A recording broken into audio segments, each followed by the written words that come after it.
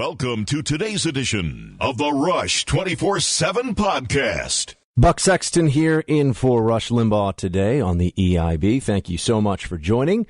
Phone lines are open, 800-282-2882. Let's talk a bit about Hillary for a few minutes, shall we? You, I'm sure at this point, have heard quite a bit about the emails, the email server.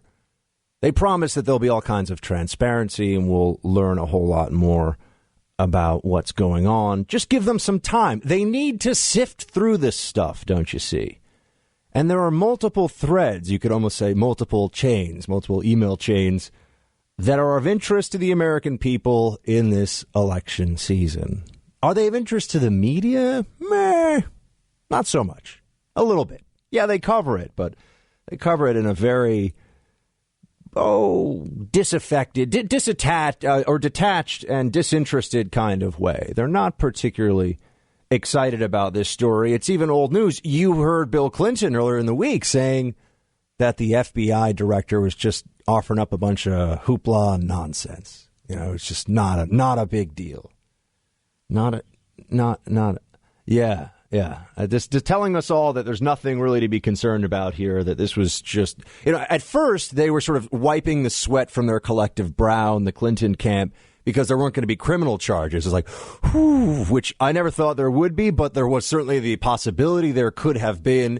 And for a lesser person, and for those of you out there who work either on the military or the intel side, just remember, no precedent has been set here with Hillary that will protect any of you. Meaning if you even mess up just a little bit, far less egregiously than Hillary Clinton, you're going to get nailed because the Clintons are above the law. The law doesn't really apply to them. That was the ultimate lesson of what we saw with her email server. So we know all about that. Okay, but what's different now? You've got a few things. First of all, they have released the FBI interview. They have released the FBI interview that deals with Hillary and the server and everything else. But to see it, you have to have a clearance. This is from Fox News. A congressional source confirmed that the House Government Oversight Committee had received a heavily redacted FBI summary of Hillary Clinton's session last month with FBI agents who interviewed her about use of a private server for government business. The agents' notes were provided as well. So isn't it interesting that to even read the interview notes, you have to have a security clearance? Clinton specifically was interviewed by the FBI about her handling of 22 top-secret emails, which included some of the government's most closely held government programs known as special access programs, which often include human spying. This all from Fox News. So I'm confused. Someone's going to have to explain this to me. I held a high-level clearance at one point. I guess the rules have changed. So there was nothing in the emails, and then there was classified in the emails, and then we were told, well, it wasn't that classified. And now that the FBI and the Justice Department, of course, has told us that there will be no charges of any kind, and Hillary's not going to get in any trouble for this. Now, the storyline is that there was not, well, once again, we've gone full circle. There's really nothing to see here. Except you can't see them. These are incongruent thoughts. These are positions that you can't hold simultaneously. Either there was nothing that bad that she was sending around in emails that were open to foreign hacking and that violate any number of federal statutes about classified on unclassified systems. Either that was a thing or it wasn't. You really can't have it both ways. And I see the surrogates now going on TV. We need to move beyond this. A lot of people are saying this. We need to move beyond this. Perhaps they're so committed to defeating Donald Trump that they don't care about the truth in this instance. They certainly don't care about the law or the precedent that it sets for everybody else out there. If I thought that at least this could be used to invoke the Hillary defense for decent, well-intentioned patriots who run afoul of what is an often overclassified system and can be murky and can be confusing at times, I would have a little bit less of a freak out about this. But I promise you, this was a special Clinton exception. This was for the classified world. What is the meaning of is? Anybody else, you'd get into perjury for what Bill did. I mean, he's so sketchy. But for you, no. for you, ruin, ending of your career, and perhaps even spending some time inside a cell. That would be what the government offers you. I just don't understand how they can defend this now that Hillary's emails are so sensitive that they can only be held in certain places, seen by certain people, and have to have all these redactions. What do we think is contained in these emails? How bad could it be? Apparently very serious. Apparently the sort of national security information that we wouldn't want to get out there because it would hurt us. Well, if that's the case, why was it on her unclassified system? Why is she sending this stuff around in a way that's vulnerable to hackers? Well, we know that people were trying to. We know that there was a risk. We know that all the different intel directors have said that she, including the FBI director, that if she used this on foreign soil, it certainly then is a wide open door if they were looking. But we're supposed to believe that she has a fantastic record on foreign policy. We're supposed to believe somehow that none of this has any meaning. It doesn't mean anything about her judgment. It doesn't mean anything about whether we should trust her to be the next commander-in-chief. This is all part of the game. You see, Trump says something that is a little controversial, maybe. Sometimes, yes, sometimes they make it controversial. But that can dominate the news cycle for an entire week. Now what you see is the media, with the precision of a Prussian military unit, has all just turned about face, and they are on the march for Hillary. They are not just ready for Hillary. They are ready to rock for Hillary. They are out there. They will do whatever they have to do, even if it means saying things on TV or writing things that are preposterous on their face. I mean, and they'll do this for the Obama administration, too. They have been. We'll talk about the $400 million payment to Iran. It's not a ransom payment. It was just a friendship cash drop. I guess we'll come up with some other description for it. It was, it was a tip for good service on that whole nuclear deal. I don't know. It was something other than a ransom payment, they say. We'll get into the latest on that in just a little bit. But the Hillary emails that are out there, okay, fine. The classified thing, is it going to go anywhere? No, because the FBI and the DOJ has already decided that she's too important, she's above the law, and they didn't go forward with anything. Somebody else maybe, and this has been pointed out to me, and I think it's true. A normal person, would be in a lot of trouble, would probably end up pleading down to a lesser charge, stripped of security clearance. But she didn't have to do nothing. There's no sanction. I was on CNN just a couple nights ago, and I was told she was reprimanded. Ooh, no, not a reprimand. Did they tell her to take a time out in the corner? She'd probably be okay with that whole idea, considering how terrified of standing in front of the press and answering questions she is. But that's not the only place where we see interesting stories about emails with Hillary, isn't it? Communications, records. These are the sorts of things that keep the Clintons up at night. These are the sorts of things that give the Clintons nightmares. I mean, it's just so scary. They can, know what was said and produce it in a court of law. Bill worries about these things. Emails for the Clinton Foundation as well may have, this reported on by Reuters and another number of other sources, may have been hacked. Now, you might say to yourself, okay, there's been this DNC hacking that's occurred. Another subject that we'll hit later on in this hour, which, of course, hacking is a crime. Hacking is wrong. But hacking, sometimes there's interesting information that gets out there, as there was about the DNC. We found out that, yes, in fact, Bernie Sanders not really getting the love from the DNC establishment. Not big fans of the Sanders. I mean, I think the guy's wrong on everything, but I kind of like him. I think he destroyed the economy, but he's sort of cuddly. DNC doesn't like him. Not Bernie Sanders fans. Not about to roll out the red carpet for Bernie. Despite I hear a lovely new lake house, $600,000. It's good to be a Democratic socialist. It's a good business. So you have the DNC hack, and those emails are out there, and we've learned more about it, and we see a lot of different factors coming into play at once. Right? You got foreign entities now. You got the Russians. kicking it old school, like the old KGB days here, where they're doing disinformation and provocation. I think it's like provokacja, disinformacja. I mean, it sounds Russian, something like that. Close enough. Maskarovka. These are the different Russian tactics they use, intel and military tactics they use to confuse people from the old KGB days. And now we're seeing, and maybe the Russians aren't behind it. They say they're not.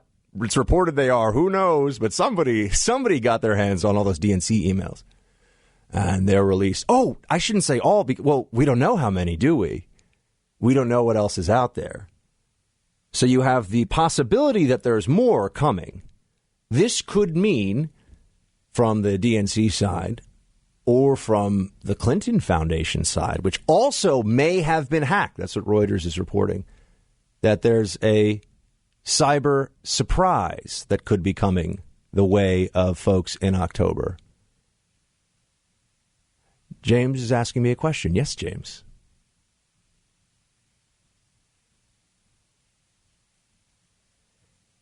She's lying. What do you mean? She gave all the emails. Of course she doesn't. Of course she hasn't given all the emails.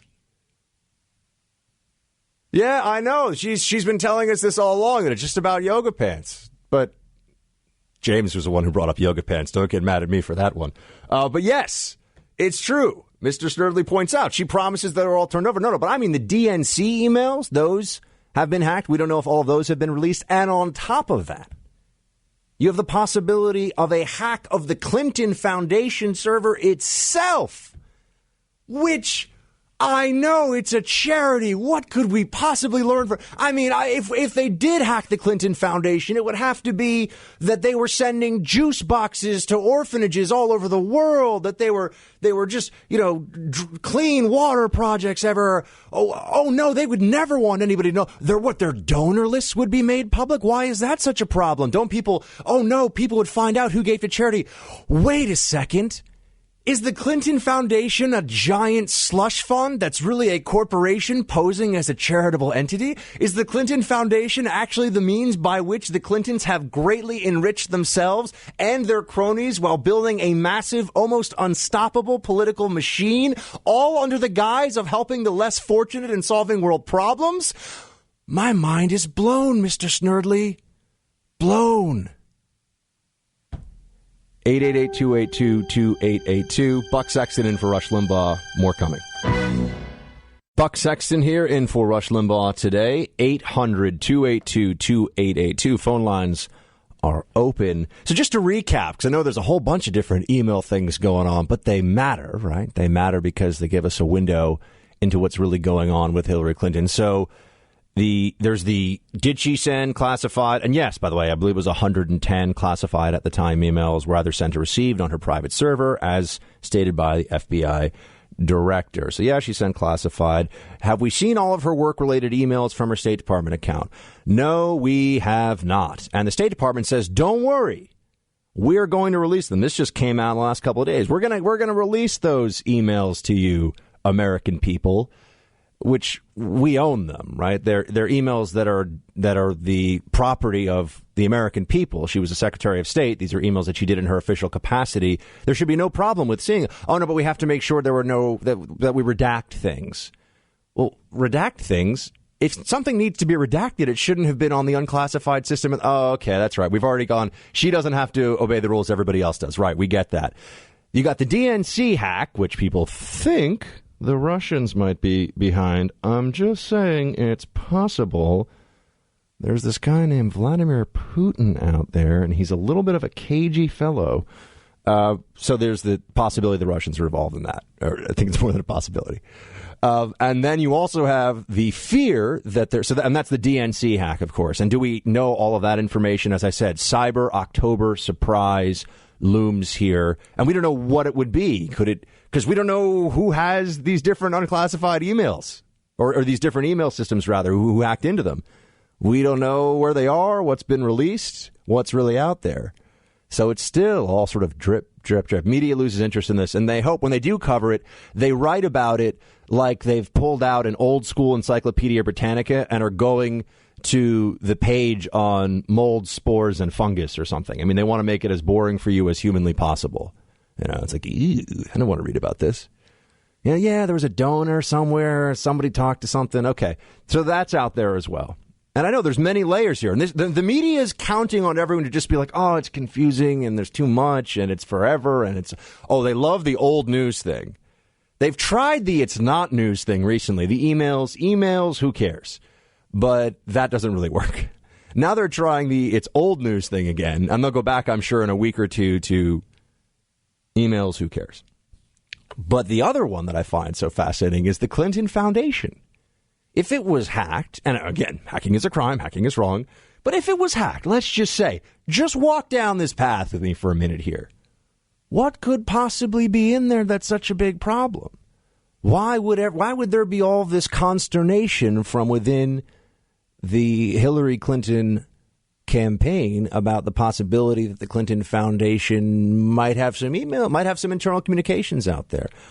Could it be, let's just theorize here for a second, could it be that there would be evidence of favorable treatment for major foundation donors that was direct? Could somebody in a position of authority within the Clinton Foundation have written a so-called smoking gun email saying, yeah, that's right, that oligarch that wrote us that huge check or that paid Bill $500,000 to show up for half an hour and spew some nonsense, he wants some movement on that issue. Can we get him a meeting?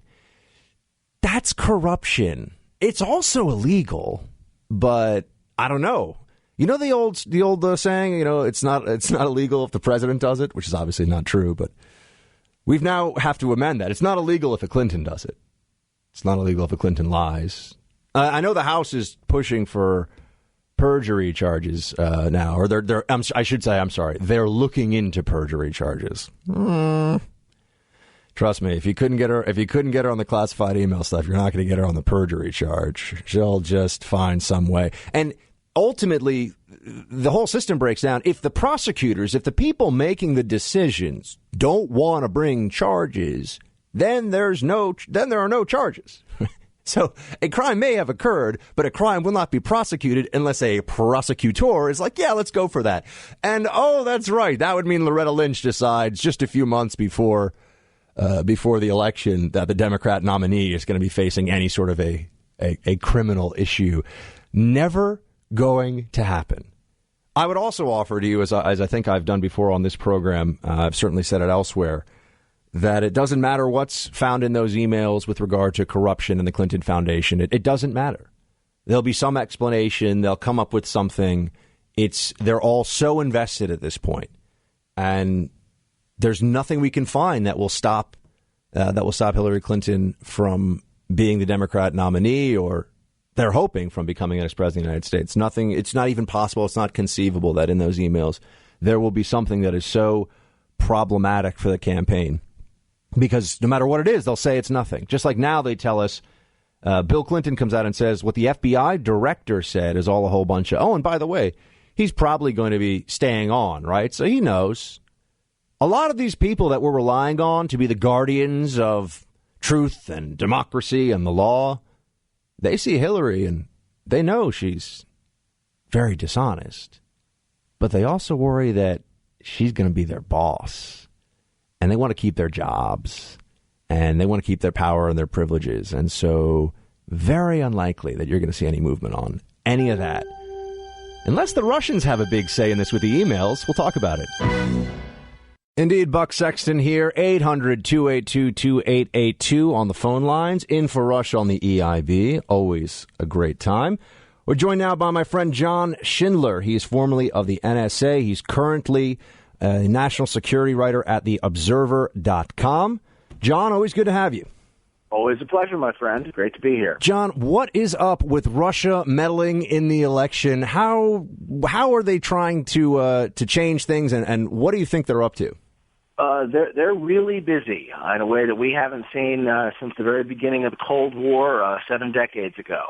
They are, through espionage and what we would call covert action, they're trying to influence our election on a lot of fronts. There's gotten a lot of attention that the Russians, almost certainly the Russians, have hacked Hillary and the Democratic National Convention, but this goes way beyond that. And they're trying to shape the discussion that we Americans are having about our own political future. And that's a really serious matter that needs to be talked about. Now, we know that the left tends to be generally where we hear a lot about radical transparency, right? And the right. support for groups in the past like WikiLeaks and the support for Snowden in this country has come from within the left who say that, no, we need a radical transparency of the what's going on in the U.S. government and everything else. But now, all of a sudden, when the DNC is getting hacked, people are like, hold on a second, this is too much. Right. I mean, this has been a really sort of sea change in the politics of this. The Democrats haven't cared a lot about Russian or anyone else's espionage for a long time. It's all of a sudden gotten really personal for them. And I understand why. The Kremlin's not being subtle here. They're sort of taunting Hillary with her purloined emails and this sort of thing. This is not nice. You don't do this. And it was also a change from sort of the Cold War model. Is there used to be a time when people spouting Kremlin propaganda were going to be reliably on the left, and what they were going to say was pretty predictable. That's not true anymore. They're on the far left. They're on the far right. You got Gary Johnson, the libertarian candidate for president, who's spouting things that are being exactly mirrored on the far left that are pro-Kremlin. So the Russians it's a new playing field for them, and they're really taking advantage of it, and we're playing catch-up right here. Now, it's turned into an interesting food fight in the media right now over who's more in the pocket of Putin, or who's more of a Kremlin stooge, the Trump campaign or the Hillary campaign. John, you follow all this stuff very closely. What's real and what's not when it comes to Russian influence in these two campaigns, the connections? Break it down for us. First of all, some of it's interrelated. The Kremlin has its paws in the Hillary camp and has for a while through the Clinton Global Foundation. No surprise there, since that's a sort of pay-for-play dirty money shop. Big buyouts by state-linked uranium firms in Russia to the Clinton Foundation. You also have the Podesta Group, which is a big Democratic lobbying firm run by the brother of John Podesta, who is Hillary's campaign manager, which has taken money from this bank in Russia, which happens to be a government-run bank. They've got a lot of dirtiness over there. And, of course, it's almost certain the Russians have lots, if not all of Hillary's emails, including the ones she claims to have deleted. So there's all kinds of blackmail there. Then you have the Trump camp, which is, if anything, honestly even worse, because Trump, Mike Morell, the former acting director of CIA, came out and said that Trump's an unwitting Kremlin agent recently, and unfortunately, which is way harsh.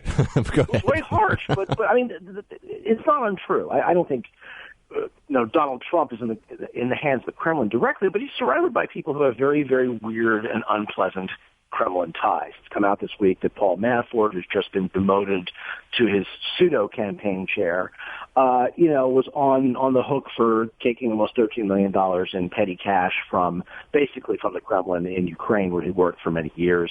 Mike Flynn, who's the former director of the Defense Intelligence Agency, fired by President Obama, and is essentially the national security guy for the Trump campaign, admits he's taken Kremlin money to appear on RT, the Kremlin's propaganda network, to have a photo op with President Putin.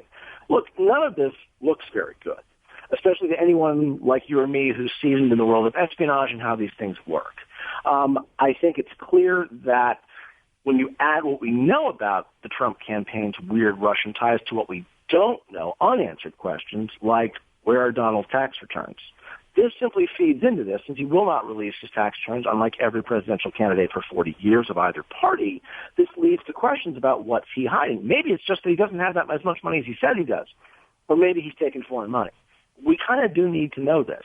Right now, we're in the awful situation that the Kremlin has the hooks in both campaigns in different ways, and this needs to be unraveled no matter who wins, and unraveled quickly. Tell me a bit about your latest piece, which is up on Observer.com at the New York Observer right now. NSA shadow brokers hack shows spy war with Kremlin is turning hot. What's going on here, John? Yeah, this is a movie fodder here.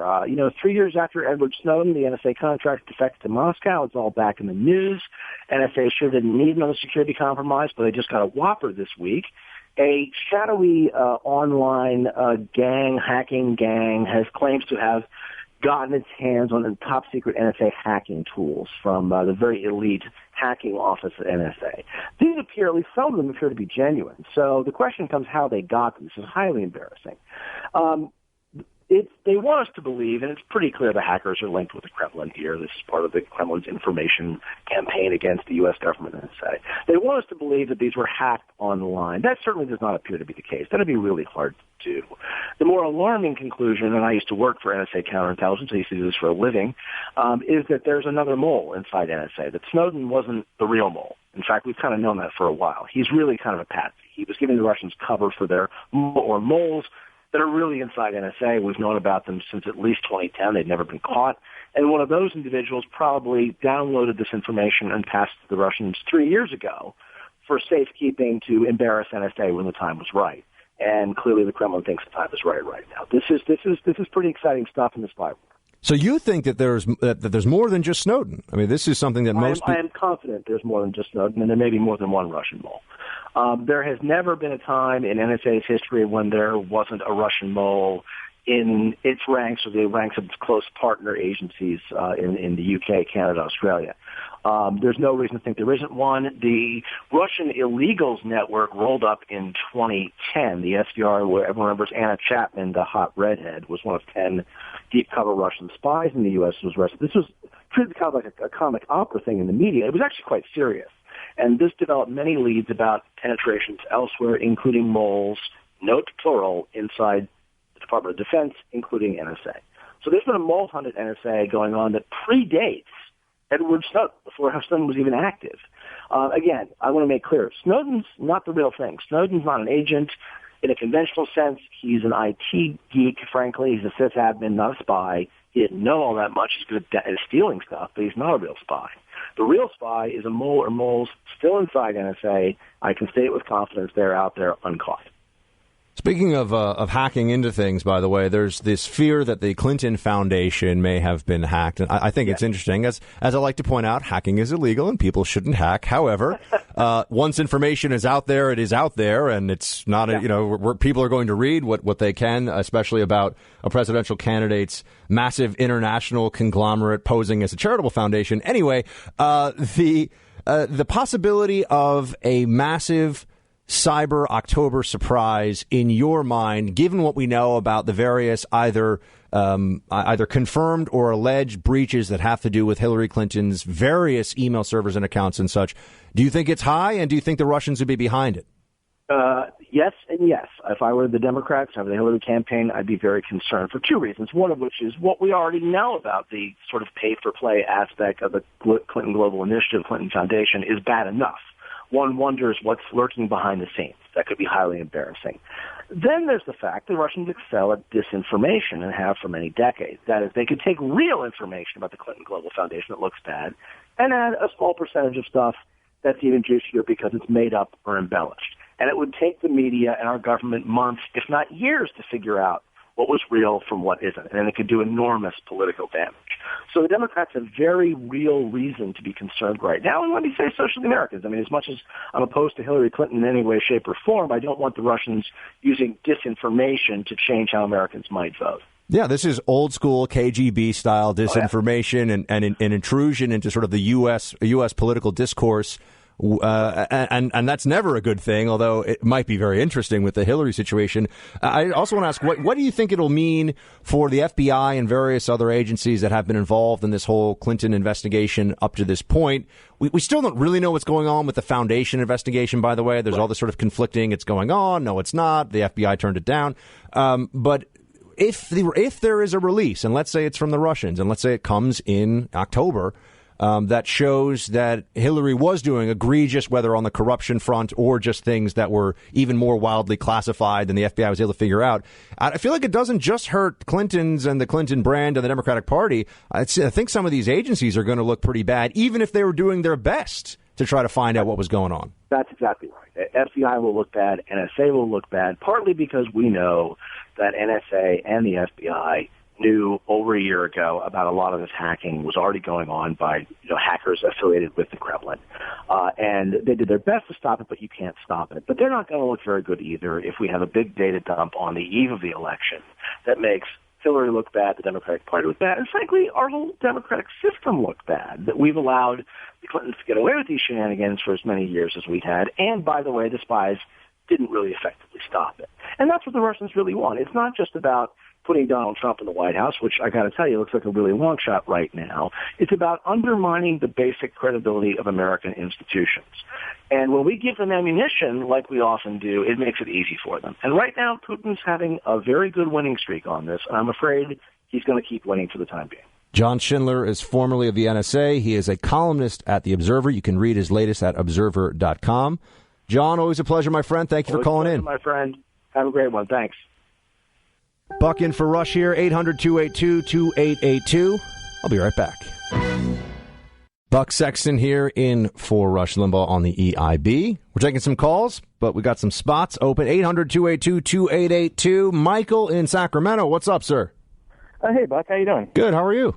Pretty good. I was listening to what you were saying earlier, and it kind of brought something to the forefront of my thoughts, is that a lot of times when I talk to my Democratic friends, it always comes up, about, well, the rich need to do this and the rich need to do that, and I'm like, I have always asked. Now, I'll preface this with I'm not rich, but I understand the reason why we have to protect those, that have money, because, you know what, that sets a precedent. So I've asked, I'm like, well, okay, explain to me, why is it that you feel that we have to go after the rich? Now, this has always been a Democratic platform thing. He says, well, I don't think it's fair. I'm like, well, what's not fair? Well, I don't think it's fair that they've got all these different opportunities and they can bend the rules, and I can't play like that. So I don't like it, So if we need to redistribute the wealth, that's what I want to do.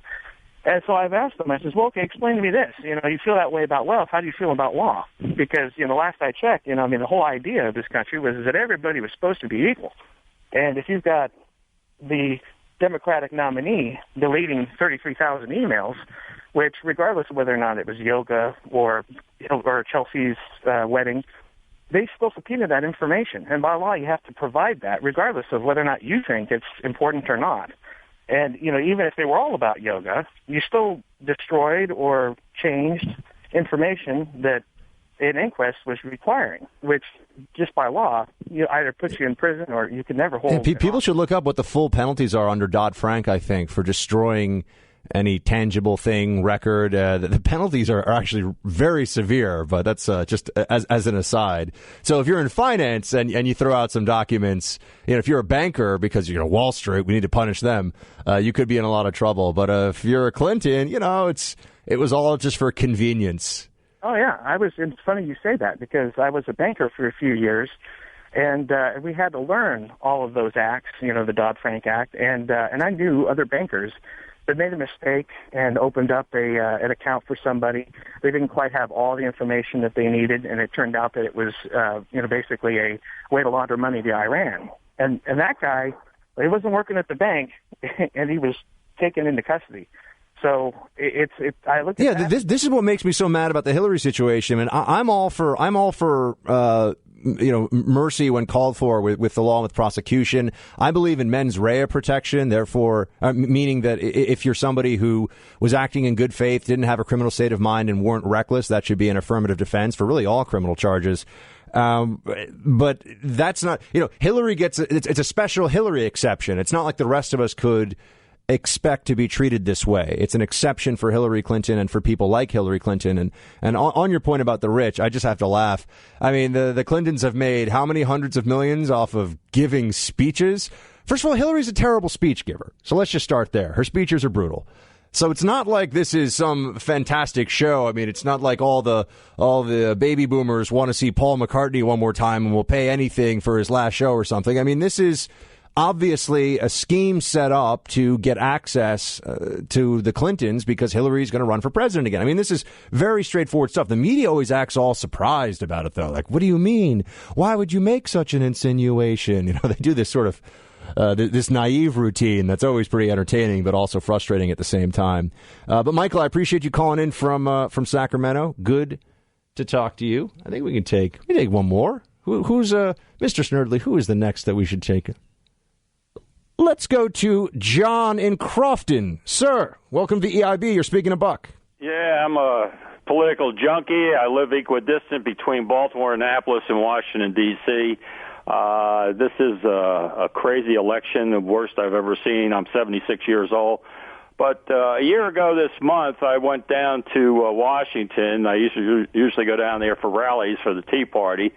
And when Trump when he came in to be on the stage with Ted Cruz and Mark Levin, that hot August day last year, I went down there, and as he came by the crowd after he was approaching the stage, I told him, I said, I believe in making America great again. I said, I've lived in this country long enough to know that we're losing it, and he gave me a fist bump, and I've been his supporter ever since. And the reason he was there was he was speaking against the forthcoming approval of the Iranian nuclear deal.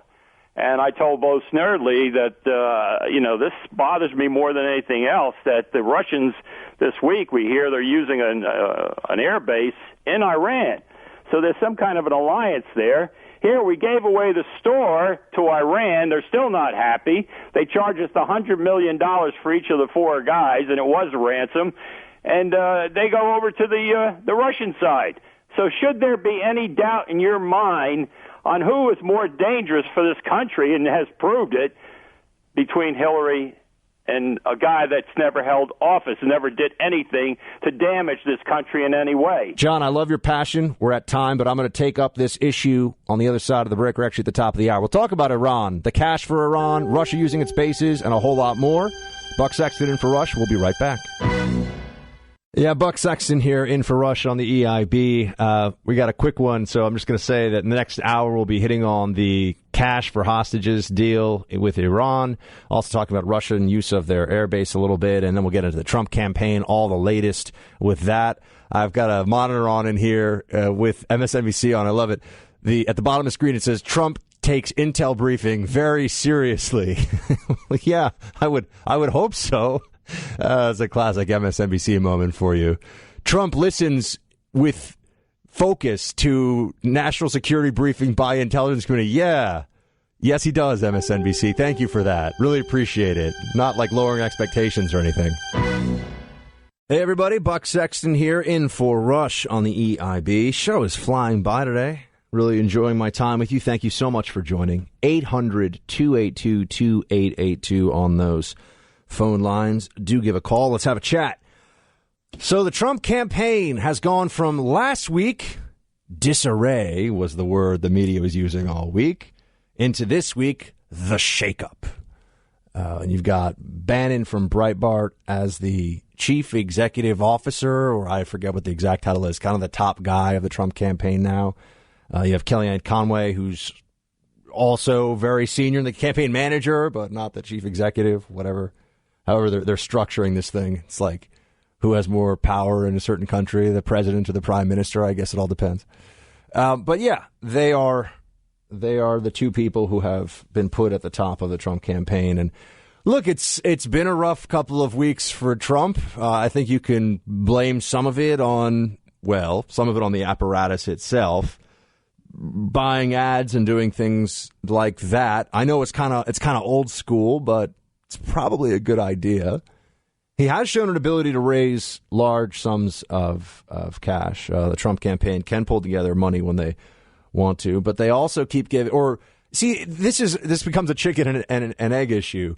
Is it that the Trump campaign continuously gives slow pitches down the middle to the media, or is it that the media will swing at anything and they'll keep swinging until they hit something?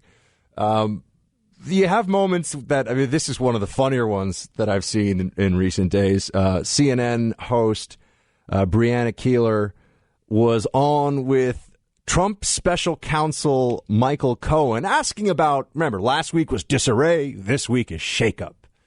And this is how this exchange between CNN host and special counsel Cohen went. Please play it. Well, let me ask you about this. So you say it's not a shakeup, but you guys are down.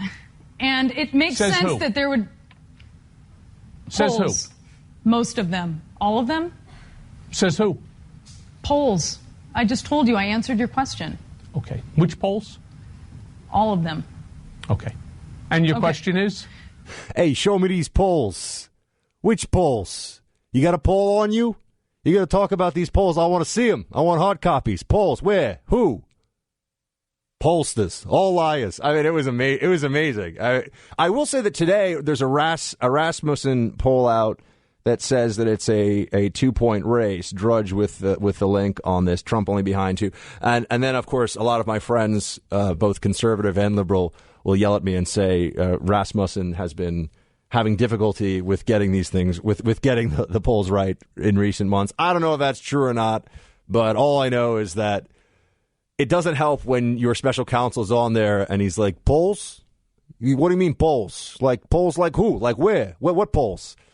They go on TV every day talking about who's up, who's down. A lot of it's just because they got to fill airtime and make this seem like a horse race, and it's more exciting to people to know.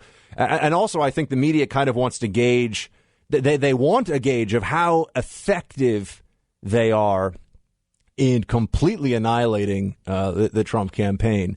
Remember, it's a 2-for-1 for them, right? If they, well, it's on even more levels than that. But if they destroy Donald Trump, his campaign, if they destroy his shot at the presidency, they also feel like they're doing tremendous damage to the Republican brand and party as well. So the more damage they do to Donald, the more it hurts it hurts down ballot. It hurts everyone. And you've seen a tremendous amount of, dare I say, media discipline on this issue, in the sense that they're all locked in. They are ready to go. And every week there's another Trump soundbite that becomes the biggest news story in the country. How many people even know that there are, what is it now, 100,000 who are homeless in Louisiana because of flooding? No, that's way less important to the media than Trump making a comment about the Second Amendment that some construed one way and others chose to construe another. No, that's much less important to talk about a major disaster that's affecting tens of thousands of people, destroying many thousands of homes. They'd rather talk about the latest Trump gaffe because they want to create a widespread perception. And unfortunately, they're doing a pretty good job of it, that if you don't vote for Hillary Clinton, there's something wrong with you. It's not even that they disagree. This is not about policy. The media is turning this into, are you a good person or not? If you're a good person, you vote for Hillary. The media, of course, has no sense of irony, because if you're a good person, you're voting for somebody who clearly has some deep personal deficiencies, clearly not so good with the truth, with ethics, with honesty, talks a lot about how she wants to help people, but seems very concerned with helping herself all the time. Is there any amount of cash that is enough for the Clintons? You know, is there anything? Is there any office? Is there any favor done from an office that is entrusted to them by the public that's not in some way for sale when you're talking about the Clintons? I think the answer, that's pretty obvious. So, but if some of you are a good person, you have to vote for this very personally deficient individual, this person of low character and low integrity. But that's the narrative, right? They don't even, we're not talking about, I may get a chance to get into how Obamacare is continuing to just, it's getting worse. It's getting worse. It's all a shell game. It's all being propped up. They're using, spit and duct tape to make this thing somehow cling together and not completely collapse before Obama leaves office. Might have some time to get into that, but we're not even talking about policy. The media has a very clear agenda, and it's to make sure that everyone knows that not just that Trump is, as they will say time and again, Trump is a racist, Trump is a xenophobe, Trump is a bigot, Trump is, just go down all the list of all the words. And as importantly, if you vote for Trump, even if you vote for Trump as a protest vote against Hillary, even if you're taking the lesser of two evils approach to this whole thing, which I know a lot of conservatives, and that's how they view it. Maybe they don't think Trump is evil, but they're not thrilled. I know some of you are thrilled. Some of you think he'll make America great again. That's, everyone's entitled to their opinion on this. But for those of us that are like, I'm going Trump over Hillary because can't vote for Hillary, and voting for somebody else just feels like a waste of everybody's time. And, not voting also seems like kind of a too easy way out, but maybe some will go that route. But they don't just want you to think that Trump is a bad guy. They want people to believe that a vote for Trump is indicative of a character deficiency, that you're a bad person if you vote for Trump. That's really the underlying media narrative with all of this stuff. That's why they keep trotting out, he'll endanger our national security. You know, we're gonna have some accidental nuclear war happen if Trump is the president. Look at what he says on this. Look at what he says on that. He's so racist. He's so terrible. And by the way, if you don't agree with us, you're just as bad as he is. That's the transition. That is the pivot point that has happened. Really, it's been coming for a while, but I think it's become more clear after the convention. This is, for many people, right? Why do people vote? A lot of people vote because it's a personal branding exercise in a sense, or they vote because of how it makes them feel, right? You vote for one candidate because you think that you're casting your support for somebody who is ethical, a constitutionalist, a man or woman of high character and leadership skills and experience that will help the country. You're making a good decision by doing that. It makes you feel good to do such a thing. For a lot of Democrats, it's, well, I'm voting for Hillary. A lot of people, it's going to be voting for Hillary because it means you're a good person. It means you're one of the enlightened ones. It means you're progressive, you're thoughtful, you're emotionally connected to the less fortunate. I mean, you don't want to like live next to them or anything. I mean, and you want to make sure that there's plenty of money for your bike paths and all the rest of it. You know, I mean, let's not get crazy here. Let's make sure the zoning laws keeps out the riffraff. But I mean, you're emotionally connected to the less fortunate. You just don't want to be anywhere near them if you're a Democrat that, you know, is an elitist voting for Hillary. Because the Democrat elite, of course, loves to talk about how much they're concerned about everybody else, as long as they're doing it with your money, your time, or finding some way to make it your problem. Then they're very generous. Then they're very charitable. Then they're just like the Clinton Foundation, somebody else's cash, pretending to do great things. But it's been a marvel to watch, even when we've been expecting it, that the media would have such a field day and would go after Trump so continuously and with such ferocity and give such a pass to Hillary. And it's gotten to a point where some of them are open about it now. They will say, yes, we are biased against Trump. We have to be. That's how much they hate this guy. And I know for a lot of people out there, that alone is reason to vote for Trump for them because they hate the media so much. So then you get into this discussion of, well, should Trump be running against the media or against Hillary or against both? I think he's got to focus more on Hillary. I know he's got Bannon now at the head of his campaign. I don't know Bannon. I've been friendly with some of I am friends with, I should say, and have been friendly with for years, some of the Breitbart staff. I don't know anything about Bannon, but I from what I read, he's a fighter, and even Kellyanne Conway today is saying that Trump is going to be Trump, and this is going to be a roll up the sleeves street fight, politically speaking. Everybody, this is about words. We use our words here. Politically speaking, a street fight, and that's going to happen all the way to Election Day. And he's going to have to go after Hillary's record, go after her character. I have to say, so far, I've seen a much more vigorous assault from Trump against the media, which I can kind of understand because I think he also takes it very personally. They are trying to destroy his character. They are trying to make him a hated figure, not just somebody who can't win the election, but they're really trying to make him a loathed and ostracized human being in America. That's what the media's real goal is here. So I understand why he has a particular animus towards them. They have a particular animus towards him. But he's got to focus on Hillary. He's got to convince people that even if they're not in love with Trump, even if they don't think he's going to be able to deliver on all of his promises, he's better than Hillary. Because Hillary is, to put it in simple terms, the worst. There you go. We should start making bumper stickers. Hillary, the worst, 2016. 800-282-2882. Buck Sexton in for Rush Limbaugh. We have a whole lot more show. I'll be back right after the break. Buck Sexton here in for Rush on the EIB. So the Iran cash hostages swap. I don't want to say ransom payment because people get all upset. How dare you? In fact, for a couple of days, the story was calling it a ransom payment is dangerous. I'm like, no, I think actually paying a ransom payment is dangerous. Calling it a ransom payment is just recognizing reality. Although in this instance, they're trying to once again redefine a term in order to win a debate that they otherwise could not. More reporting on this from the Wall Street Journal. This is from earlier this morning. New details of the $400 million U.S. payment to Iran earlier this year depict a tightly scripted exchange specifically timed to the release of several American prisoners held in Iran.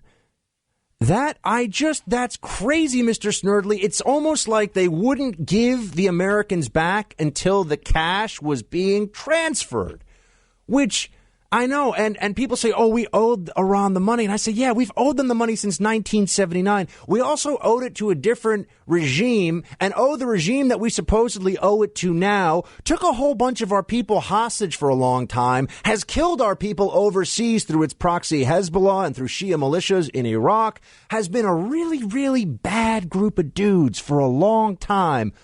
What are they going to do? They're going to turn us upside down? They're going to shake the change out of Uncle Sam's pockets? I don't think so. We owed them the cash. We owed them the cash. That's what they say. And it had to be transferred the same day. It's a sad thing to see when you've got John Kirby over at the State Department, who is Admiral Kirby, right? Not General Kirby. And he said that what I can tell you is there's no secret about it. The president spoke about this in January. It was a completely separate process, though simultaneously done. The timing is all coincidental. That's State Department spokesman. That's the official word. It's a coincidence. I mean, this is a coincidence of all coincidences. This is winning the Powerball jackpot twice. I don't think it goes that way, guys. I don't think that's how it happens. I don't think that this is a coincidence. And now they're saying, well, it was totally allowed. And I say to myself, wait a second. If Obama can authorize $400 million to be transferred into a different currency, because otherwise he'd be violating. If he can authorize that, why he can't authorize a wire transfer? Oh, because that would violate U.S. law. No, if you get around it, you'd also be violating the law. So the president decided that because he's the president, he can do this. He's the commander-in-chief. He's just going to do it. And he did. But once again, we find ourselves in a place where when dealing with the Democratic Party, we're also dealing with the sort of evolution of a debate that's not about policy, but it's just about language now. It's not about the connotation or the interpretation. It's about the basic meaning of a word. What is the meaning of is? What is a ransom payment? Oh, no, it's not a ransom payment. It's an advance against future earnings of the Iranian regime based upon the 10-year framework of the joint plan of... No, it's a ransom payment, actually. And this sets a very bad precedent. And the Obama administration doesn't want to accept that it sets this precedent, but it clearly does. And, oh, by the way, the Iranians have seized additional hostages. They seize additional people. They keep doing this. The Iranians are bad news. This administration doesn't seem to think so. I think that if we're nice to them, if we give them money, if we try to treat them as a respected actor in the international community, everything will be fine. But the fact of the matter is that Iran is not going to learn any lessons from a process that gets it whatever it wants. In this case, the cash. So, yeah, the timing was that the cash had to be in the air before the hostages could be released. The $400 million had to be transferred. Now, you can look at this very basically. If the hostages would not have been released, then what would have, or rather, if the cash had not been released, would the hostages have been released? If the answer is no, then it's a ransom payment. And that's what it is. They argue with us about this stuff. And, oh, by the way, you can add into this that now the Russians are flying missions against, well, various targets in Syria and using Iranian, this is also reported on this week, using Iranian air bases to do it. So now you got the Russians with this close military cooperation going on with the Iranian regime. We know that the Russians and the Iranians are on the ground in Syria. Now we've got Russian planes flying from Iranian bases. Does anybody think this is going to complicate matters in the future when Iran decides to cheat and then eventually break this nuclear deal? I have Russian planes on the ground there. Oh, I wonder if there could be, just theoretically, let's just play this one out for a second. Is it possible that the Russians may help the Iranians with a bit of military technology? I don't know. Maybe with some missiles. Maybe. Maybe they'll go to Home Depot. I don't know if they'll have enough time. I mean, this is the sort of thing that you could expect to happen in the future. And yet the administration is already doing a victory lap, and they think that by arguing over the definition of a ransom payment, this is a classic Obamaism, which is that there is no objective truth. We're not even having a debate over policy. We're having a debate over the meaning of a couple of words because they don't like what the real meaning is, so they just change it. It's like penalty, tax, all the same thing. All the same thing. If you like your $400 million, you can keep it. More coming. The Buck is back, and I'm very pleased to be bringing on Nicholas Irving now. Nick spent 6 years in the Army Special Operations 3rd Ranger Battalion, 75th Ranger Regiment, serving from demolition assaulter to master sniper. He was the first African-American to serve as a sniper in his battalion and is now the owner of Hard Shoot, and he is also a best-selling author. His first was The Reaper, and now his latest book, out now at Amazon and fine bookstores everywhere, is Way of the Reaper, My Greatest Untold Missions and the Art of Being a Sniper. Nick Irving, a pleasure, sir. Great to have you on. Oh, much appreciated. Thank you. So, Nick, tell me a bit about Way of the Reaper. What do you get into in this, your second book, which I'm sure is on its way to being yet another bestseller? Pretty much I get into where I left off at. The last book, The Reaper, only covered about 3.5 months of my career. Way of the Reaper covers the entire 6 deployments that I went on, 3 to Iraq and 3 to Afghanistan, and all the missions that stand out and all the great guys and heroes that I had a chance to serve with. So it really dives deep into that and also gets into the mentality and the afterlife of what it's like being a civilian again. I have that I went through and many others. I just have a confession to make, Nick. I was up late last night. I'm supposed to be just prepping for this show, but I was actually reading. I got about 60 pages into your book last night, and it's gripping reading. It's fantastic, fantastic stuff you've pulled together here. Really amazing stories. Tell everybody about Band of Brothers and the Hotel Party. Yeah, Band of Brothers and the Hotel Party. Like I said, there are 2 missions that really stood out, 2 out of the 10. Hotel Party, getting into that was the first time I actually saw one of my brothers get hit by an enemy sniper or an assaulter.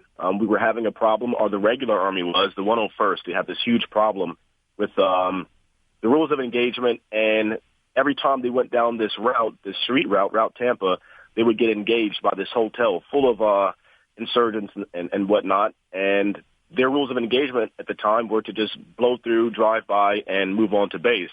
Well, they got tired of getting hit and their guys getting hit, so they went to our compound and pretty much told us to alleviate the problem if we could. Our rules of engagement were a little bit different, being a special operations unit, so we dressed up like them. We put their patches on our uniforms, rode out in vehicles, and one of the very few daylight missions that we've ever been on, 99% of our ops are at nighttime, and we roll out during the day. I'm a driver with a M4 in the little space beside me. We get ambushed. We take contact from that hotel, and I'm pretty sure they thought they were going to just, put a little scratch on us, and we keep on moving. But we decided to stop, and we turned our 50 cals onto them, and every assaulter, 35 guys, assaulted that building and returned fire. We had Kiowa helicopters come in. They all went dry to the point where their pilots had to hang out while flying the helicopter and do strafing runs with M4s. I went dry, the 50 cals went dry, and then we dropped a 500-pound bomb on that little hornet's nest of insurgents, and the regular Army never had that problem ever again. Wow, Nick, it's incredible reading the pages last night and looking through more of the book this morning, some of the things that you've been through. You also get into some of the mindset of being a sniper and also the camaraderie with those in the special operations community that you had. I just wanted you to speak to some of that's in the book as well.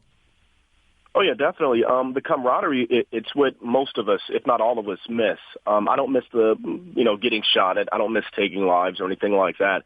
I was just a regular guy with the gun, placed in the right place at the right time. No hero on my part, just a young 17, 18, all the way to 24, 25-year-old kid out there working with who I call legends in the community. It was an honor to work with those guys. But the mindset, I wasn't a perfect guy. I was just I graduated with the 1.7 GPA from high school. I got into a lot of trouble as a kid, and it was one of those things where I look back at it, and who knows, if someone would have told me I would have been here today, I would have, definitely laughed that off. But like I said, I'm just a regular guy. I guess the heart of the book and why this all started was to express emotions or get emotions that I had, after getting out and the struggles that I went through on paper. It started off as a journal and tell the stories of the guys that I had a chance to serve with. But the mindset, it's pretty much a shutoff valve or a switch. That switch came from years and years and countless hours of training. But at the end of the day, we all make mistakes, and I really get into all the mistakes that I made and the lessons learned. So if a kid, who's 18 years old wanting to go into that community or special operations, he picks up the book, he won't look at me as a big Incredible Hulk Superman type guy. He can actually relate to me, and this guy made mistakes, and there's always two things you're going to learn from someone else's story, what to do or what not to do. And I just wanted to express that. And I also went to the section of the book where you talk about Hell Night in Helmand Province in Afghanistan. Mm-hmm. Tell us about that, Nick. Oh, yeah, Hell Night in Helmand Province. That was pretty much a run-and-gun fight. We were ambushed every 2,500 yards.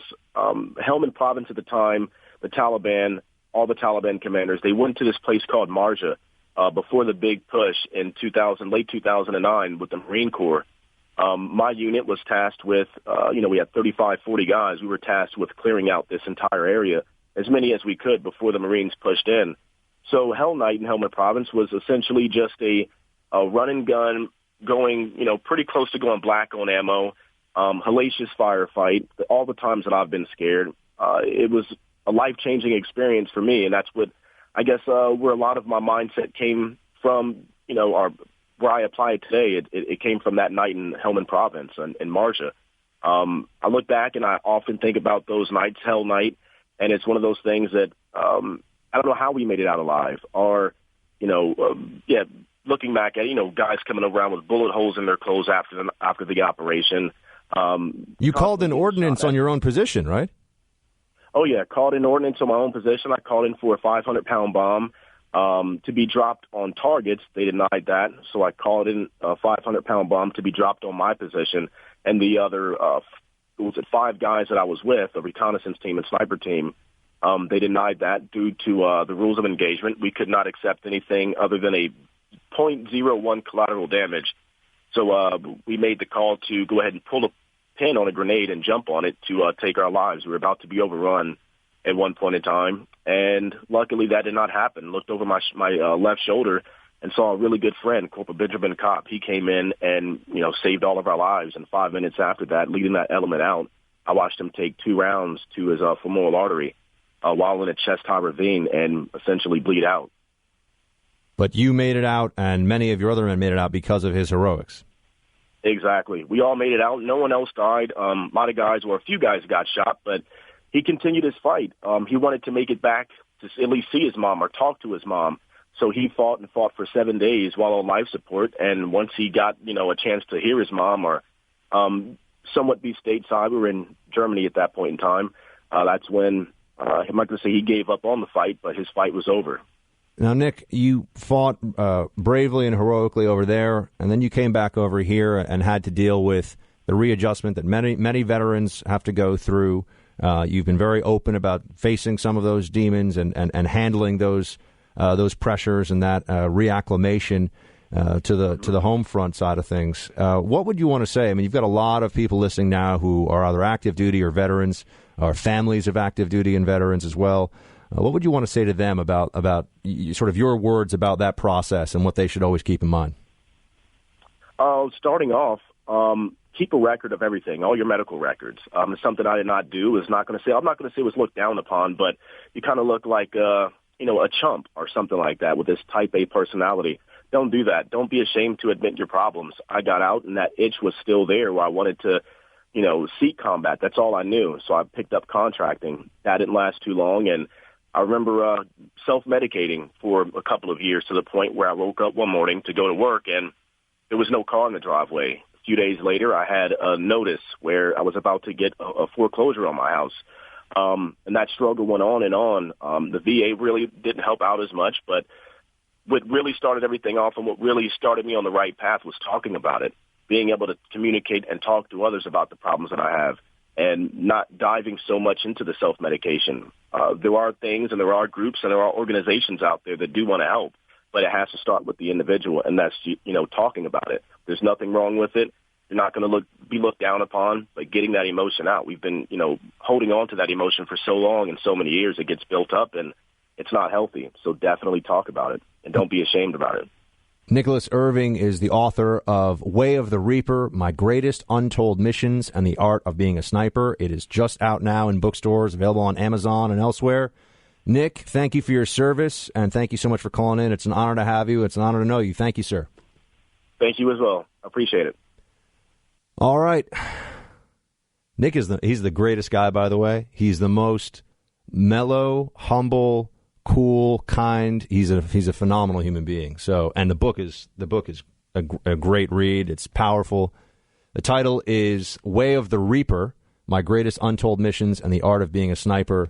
Nick Irving. He's the man. I don't know what else to say. He's just the man. All right. We'll go into a break here. Buck Sexton in for Rush. Be right back. Buck Sexton here in for Rush. I'm the host of the Buck Sexton Show on The Blaze. I'm taking calls now on the EIB. Gail in Charlotte, North Carolina. What's up, Gail? Hi, how are you doing? I'm fine, thank you. How are you? Oh, I'm fine. As you say, my name is Gail, and I'm in Charlotte, North Carolina, and my stage name is Jukebox Queen. I am a person who is a fan of Hillary Clinton. I'm writing a song about her called Let's Put a Woman President in the White House, and it's on YouTube, and I'm on Google. I want to say that since 1919 to 2016, 97 years, women have had the right to vote, but no woman has been president. And a lot of people do associate Miss Hillary Clinton as a person who relates to the sister, our mother, our daughters, and all that. But Mr. Trump, I think he's a smart man, too. He's a gambler who put himself in this game. And so we can't call him stupid. He is a very smart man. Miss Hillary Clinton is a lady that we're like the suffragettes right now. I am a woman who is 67 years old. We want to see a woman be the woman in the White House, the madam. We want the world to see that women of America are the smartest. Many women have banks. Women have everything in America. But we do not want to be men. Miss Hillary Clinton has always been a woman who has stood behind her man. And many women could not have stood behind their man in the difficult times Miss Hillary Clinton did. Well, madam, I respect your honesty as well as your considerate tone as you're talking about sort of both sides of the political aisle. I understand the urge to have the first female president. It is something that appeals. I think it honestly appeals to all Americans. I just can't get behind this particular candidate for the presidency, despite the fact, or rather, even though she would be the first female president. But I understand why many folks out there would be enthusiastic about it, and it's interesting to hear that while you'll support Hillary, you do think Trump is a smart guy. A lot of the Hillary supporters tend to absolutely hate Donald Trump with the burning fire of 1,000 suns. But Gail, it was just nice of you to call in and share your thoughts. I appreciate it. Hope everything's going well down in North Carolina. Let's take Carolyn in Richmond, Indiana. I didn't know there was a Richmond, Indiana. I learn something new every time I'm on this show. What's up, Carolyn? Oh, hello, Buck. Nice to talk to you today. Nice to talk to you. Well, I'm going to switch this back to Hillary. In my family and friend circle, we have a debate on what would happen in the scenario that Hillary becomes incapacitated due to all of these things we see that might be a debilitating illness, or the email or any such other scandal thing that she might be associated with. Say she wins, heaven forbid, that she wins the election, and then come January 19th, she's incapacitated and she's totally just cannot be sworn in, and she's out of it. Then the vice president would be Tim Kaine, would have to be sworn in as the commander in chief if in this scenario that were to happen. So So he doesn't technically have to ever have served under Clinton as anything besides vice president-elect before he can ascend to presidency. Yeah, I guess. But again, I would first, before we get into any of this, I don't think that this is something. First of all, we wish all of the presidential candidates and all the presidents, past and present, all of the good health and time with their family that they could possibly have. But I think it's very unlikely that the stuff that I see about Hillary's health. Look, health was a legitimate question in terms of when Dick Cheney was going to be the vice president. People brought up his heart condition. And when I say it's legitimate, maybe people disagree with that or not, but the media pretended it was legitimate then. So clearly now this can be brought up. We've got, what's the age difference between Trump and Hillary? Is it 2 years, I think? It's something like that. I think it's 2 years. So they're both of that generation. So they're up there in years. And people can make their own decisions about whether they think that health is a real concern on either side. I don't see anything that leads me to believe that it would be. But as to your question, yeah, my assumption is that if Hillary wins and then for some reason, for health reasons, or let's just say for personal reasons, she decided to step down, maybe it's legal or whatever it may be. Tim Kaine would be the president, and then you'd have a guy who does a really bad Trump impersonation as president of the United States. So. Tim Kaine, let me tell you, that debate between Kaine and Pence, not exactly going to be a blockbuster, but it'll happen. It'll be a thing that happens. Carolyn, thanks for calling in. I'm going to go into a break. Buck Sexton in for, why not? Buck Sexton in for Rush. I'll be right back. Buck Sexton here in for Rush. We are rocking it on the EIB. Always a good time. Let's take Vinny in Jacksonville. What's up, Vinny? Today. I'm good, sir. How are you? Not bad. I'm a Reformed Democrat, and one of the things I'd like to say about that is that Hillary is not to be trusted, and it's not just off of anything recent. Benghazi and the servers with the emails and whatnot. I mean, look at the character of the people she supported. Her husband. I mean, when her husband was in office, this guy perjured himself under oath. And with the Monica Lewinsky thing, it's obvious that women should not support a woman like Hillary Rodham Clinton because she kept a person who literally lied not only to the public, but obviously her. I mean, should we run a black light over the skirts of every girl in Washington? I mean, really. This just says to me that women's libs should not support anything like this. I mean, what do you think about that? I think that the Clintons have been. Well, I think that Hillary was complicit in a lot of her husband's abuse and harassment of women, and that everyone wants to sort of overlook that now. There's even some blogger or somebody who wrote yesterday that just because Bill Clinton was accused of rape, even if he did it, I think it doesn't make him an irredeemable person or something. I'm like, okay, well. I guess that's the point of view. I think it was on, I forget, maybe it was on Wonkat or something. It was on one of those sites. But Vinny, thanks for calling in. We're pretty much at the break here. I don't know if I should talk about this or not. The U.S. swimmers that apparently now lied about a robbery. This is from the New York Post to cover up a brawl at a gas station. Who knew these swimmers had such a interesting streak? Buck in for Rush today on the EIB. Phone lines open, 800-282-2882. Love to take some calls later on in the hour. But first, let's talk about substance. One of the complaints that I hear it from just friends of mine. I hear it from people who are in the media, from the punditocracy, some of whom are also friends of mine. And we're not talking about enough substance in this political season. And I agree with that. But part of the problem is that we're not even able to reach common ground with the left on what constitutes substance we're talking about in the first place. So we're not talking about a lot of substance, and even if we were trying, we don't agree on what is a substantial political debate or a worthwhile political debate at this point in time to be having. Where should we focus our energy and our attention? Should we be talking about Obamacare? We got Aetna saying it might be leaving a whole bunch of states, and premiums are going to be skyrocketing next year, and all kinds of the whole Obamacare house of cards is starting to fall apart. And the only way they're going to keep together is just shovel more taxpayer dollars into the bottom of it. But I digress. I mean, that's just like your health care, man. I mean, maybe that's not such a big deal to you and your loved ones, your family, though I doubt it. I feel like health care matters to everybody. Not a lot of talk about that. I know Trump has said that he'll replace Obamacare or repeal it, replace it, but not a lot of discussion over what's really happening right now.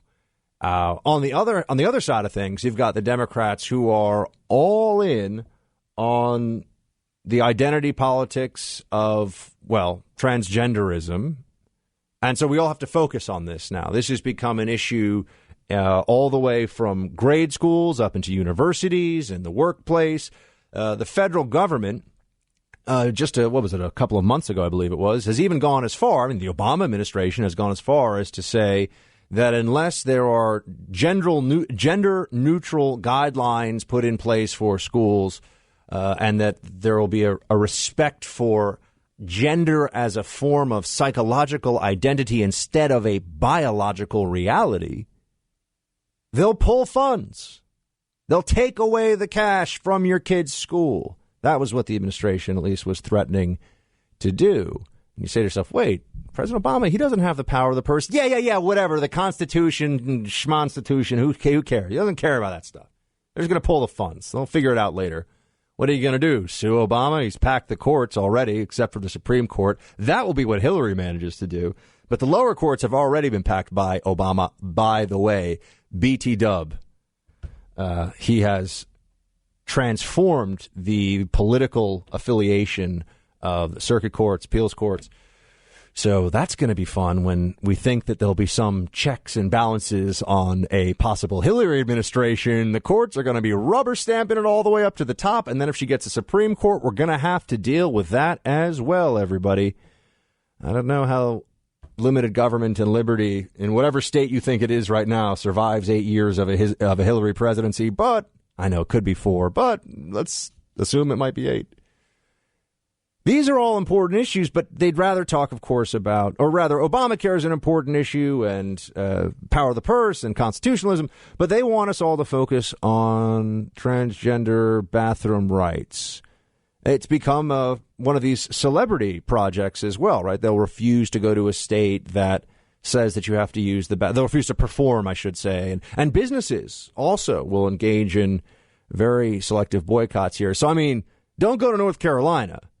Go hang out in Saudi Arabia as much as you want. Take whatever cash you need to from them. Do business with them. That's cool. Or, name a country where there's all kinds of very real, very violent oppression against the LGBTQ community.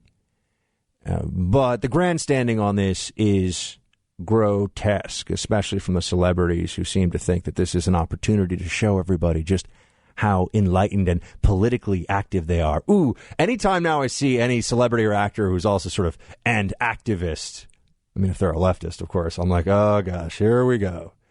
Now we get lectured by somebody who doesn't know anything but expects people to pay attention to them anyway. It's great stuff. Target's a very big chain of stores, as you know. They, back in April, upset some of their customers by saying that they would have a bathroom policy that allowed people to use the gender that they felt more, or that they identified with, right? That gender was not biological reality. We're not at XX chromosome, XY chromosome. No. Use the bathroom that you see fit. And to no one's surprise, it would seem, except perhaps the executive suite of Target, there was a bit of a backlash to this. People were not particularly enthusiastic about this idea coming down from Target. And so they backed off of it. And now they're spending, according to the Washington Times here, it's reported elsewhere as well, $20 million on single stall bathrooms. So not only does the left have a sort of the cultural war aspect of this, and also really just the war on, you could even say it's kind of the war on science or scientific reality. Male-female is a thing.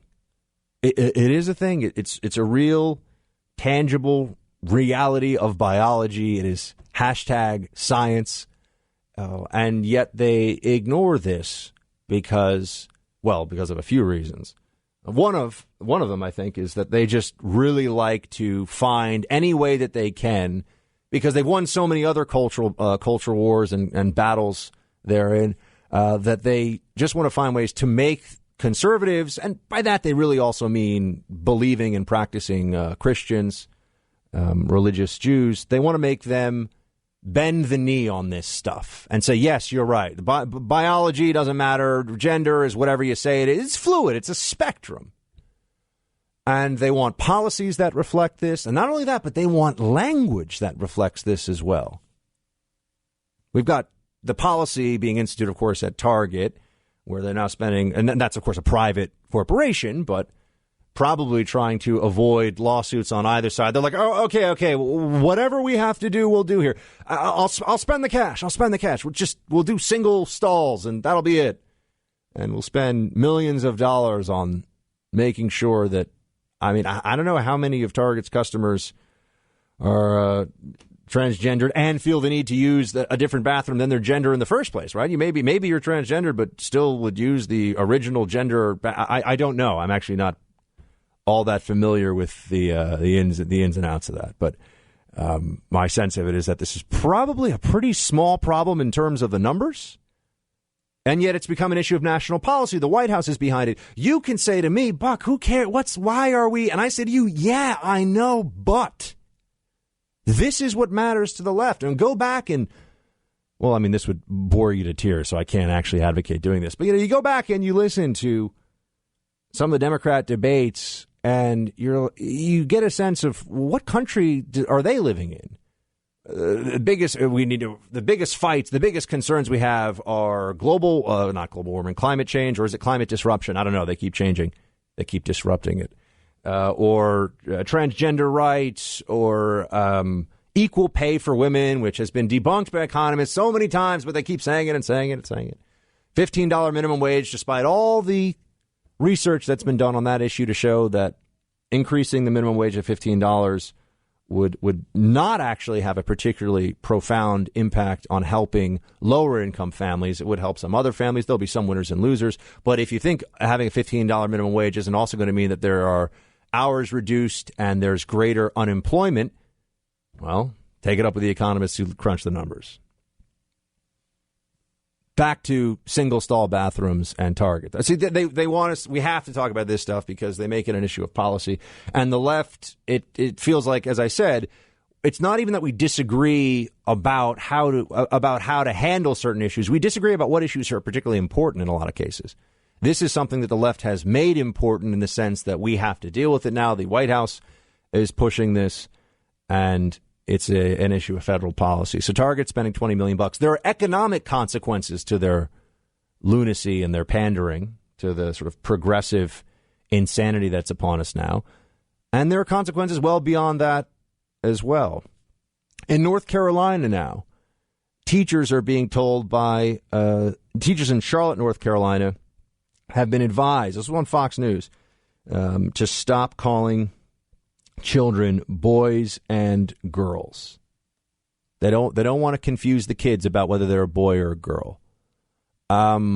This is, in any other era where we hadn't had 8 years of progressive rule and the media feeling like they're running out of social issues to sort of just jam down the throats of the American people. They're running out of ways to antagonize and ostracize Christians and Judeo-Christian culture in this country. I mean, they're running out, so now they've got to find crazier and crazier things.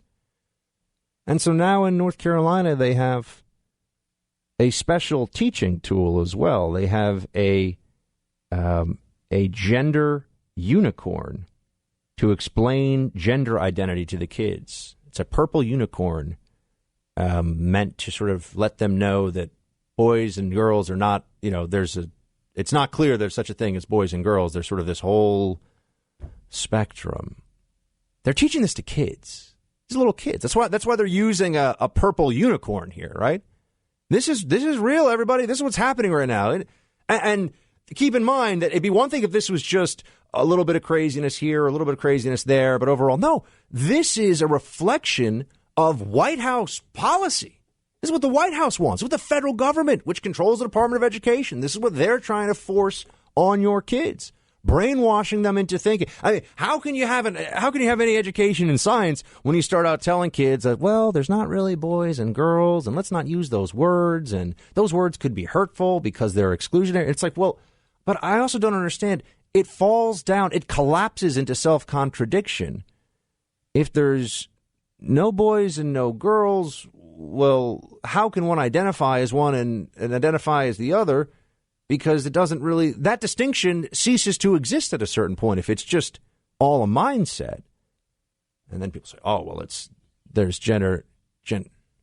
And a fantastic point from Mr. Snell. If there's no boys and no girls, what's this whole equal pay thing about?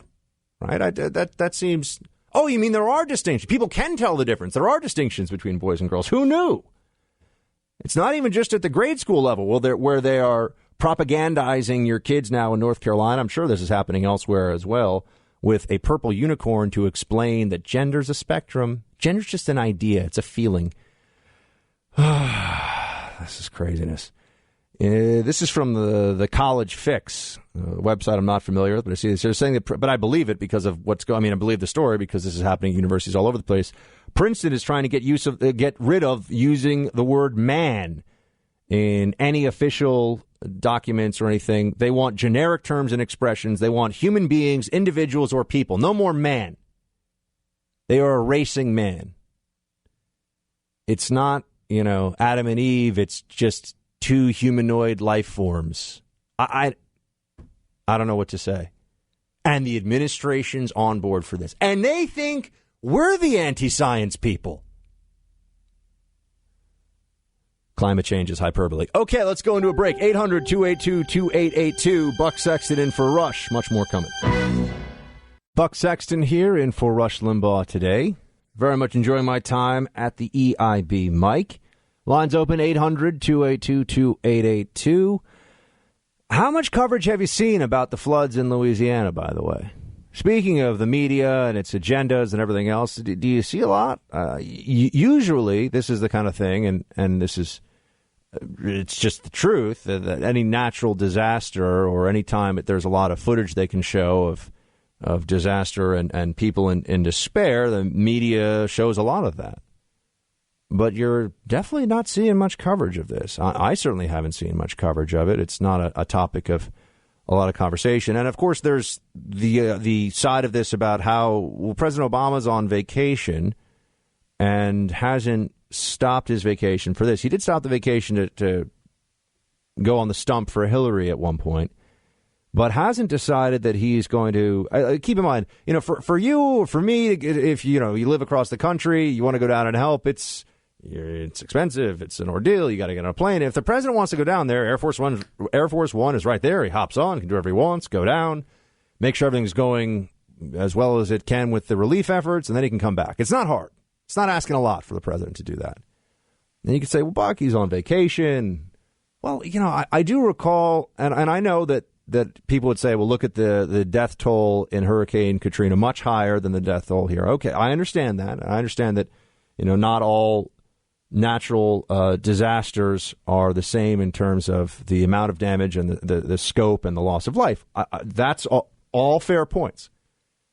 But President Bush was annihilated by the press over his lack of, over his response to the whole thing and over his sort of lack of involvement. And there was that photo that was supposed to be him showing concern flying by Air Force One. And, of course, it turned into something else. The way the press depicted it, it was him being distanced from the whole thing, and he didn't much care. That was the way that they talked about it. It's very damaging to the Bush presidency. I mean, I don't think the Bush presidency ever really recovered from a reputational standpoint as a result of what happened with Katrina. Right now, in Louisiana, you have a death toll of 13. This is on the ABC News site. This is their count. 70,000 people have registered for emergency, have registered for assistance. At least 40,000 homes have been hit by this flooding. You've got tens of thousands of people who are homeless, who are displaced, and this all this all continues to be a very difficult, very destructive and dangerous situation. And media's not really seeming to give a whole lot of what about it. Much more important to them to find the latest gaffe. Let's find something that Trump said in a foreign policy speech that was either inarticulate or that offends our delicate media sensibilities. There's also, of course, I think the aspect of this that, where are we now? We're at August 18th. Much of the media could be found on, at least a lot of important people in the media, a lot of the big media figures who just speak the truth. They're out on the Vineyard, Nantucket, maybe out east, as they say here in New York City, which is a code word for the Hamptons, because now you don't say Hamptons anymore. A lot of the media is out there probably at this point, taking a little bit of time off. And as you know, the news cycle is a construct. It's a narrative that's put together by people who work in the media. And so that may have some impact on what's getting covered and what doesn't. But it's just Trump, Trump, Trump all the time. And I think Jay Johnson, the latest I see here is that Jay Johnson's going to be going down, Homeland Security Secretary, to visit Louisiana. Okay. So they're sending somebody from the administration. They're making some effort here. But again, not a lot of attention paid to this. No one's seeming to criticize the administration's lack of a response. And then, of course, there's that pesky question about the optics of a president being on vacation in Martha's Vineyard while there's a natural disaster going on that's affecting tens of thousands of people, perhaps up to 100,000 people. And when I mean affecting, people have lost their homes. People have nowhere to go. You would think that President Obama, who will no longer have the very weighty responsibilities of being the commander-in-chief come January, you'd think that, maybe he could make an exception for this one. I feel like other presidents maybe would get a little more criticism for this one. I'm just putting it out there. I feel like it's possible that's the case. Maybe they're giving him a pass on this. Or maybe it's just they'd rather talk about how Trump is the worst, and if people are suffering in Louisiana, that's secondary to Trump for them.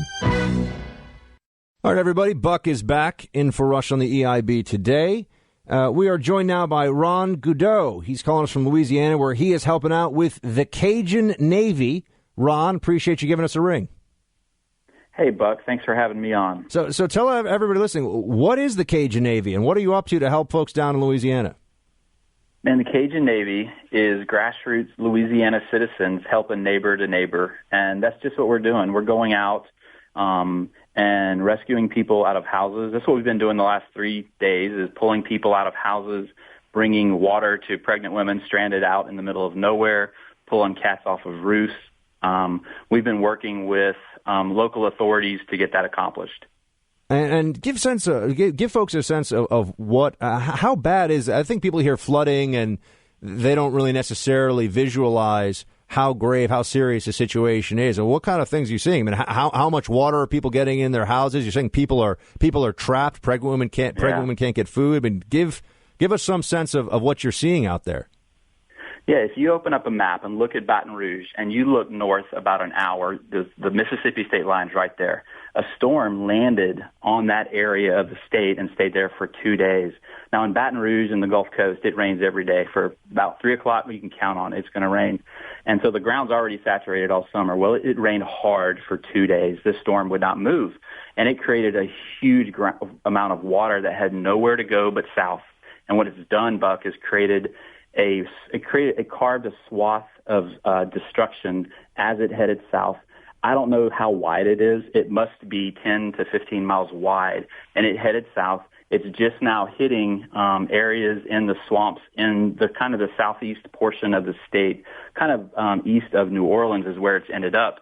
But take and draw a line from that corner of Mississippi, just right above Baton Rouge, all the way down to New Orleans, and it went right through that area, at least 10, maybe 15 miles wide is what I think I would guess. And are the floodwaters still very high? I mean, have things started to recede? Are you able to get close? Is it easier to get to people now? What's the status of the relief effort? There's still floodwaters in a lot of places. You would hear, you hear on the news from, the floodwater has gone down in Denham Springs. Well, all that means is it went up to the cities south of it. And so, it goes down, but it doesn't mean it's going away. It's just moving south. And there's still a lot of places that are inaccessible. Most of it has gone down, and the majority of places are accessible, and people are moving into cleanup mode, moving into distribution mode, and that's actually one of the things we're doing today. We're trying to figure out how to retool what we've been doing with boaters and turning it into a distribution network. I have to tell the story of the boaters, though. These guys showed up, and they started just putting their boats in the water right away Sunday. And then Monday, they started hitting roadblocks. Authorities really took control, and it was more difficult to get in Monday. And Monday was really kind of an unsuccessful day for the Cajun Navy. But we learned from it. Monday night, we regrouped, and we said, how do we get to these people? Well, we realized we needed to go through the authorities. And so we basically went to Tuesday morning. We said, go to the staging area, go and make a friend with a deputy, because what they wanted us to do was have a deputy in the boat with us. Go make a friend with a deputy and go and get some people. And it was a Tuesday. We had probably 75 boats that went and had success rescuing people out of houses, off of land, getting cats, bringing food. Tuesday was where the Cajun Navy was born, basically on Tuesday.